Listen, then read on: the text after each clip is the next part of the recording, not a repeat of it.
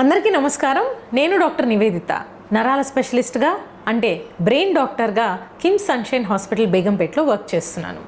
తరచుగా మమ్మల్ని పేషెంట్స్ కావచ్చు, పిల్లల తల్లిదండ్రులు కావచ్చు, ఇంకా పెద్ద వయసు వస్తున్న వాళ్ళు అడుగుతూ ఉంటారు, బ్రెయిన్ చురుగ్గా పనిచేయాలంటే మేము ఎలాంటి జాగ్రత్తలు తీసుకోవాలి, లేదా ఎలాంటి ఫుడ్ తింటే కనుక బ్రెయిన్ యాక్టివ్గా ఉంటుంది అని.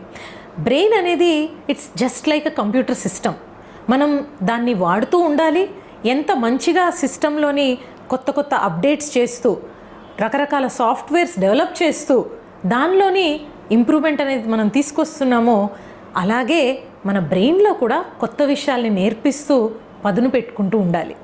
అంతేకాదు, కంప్యూటర్కి ఎట్లా అయితే కొంచెం సేపు స్లీప్ లేదా స్విచ్ ఆఫ్ చేసి మనం రెస్ట్ అనేది ఇస్తూ ఉంటామో, బ్రెయిన్కి కూడా స్లీప్ అనేది చాలా అవసరం.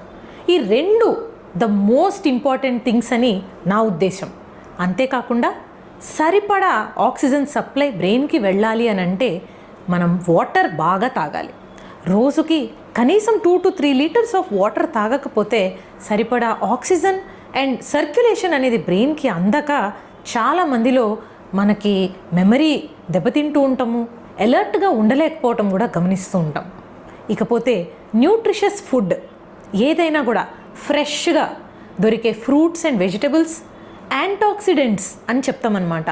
అవి రిచ్గా ఉండే డ్రై ఫ్రూట్స్ లాంటివి కన్జ్యూమ్ చేస్తే బ్రెయిన్కి చాలా మంచిది.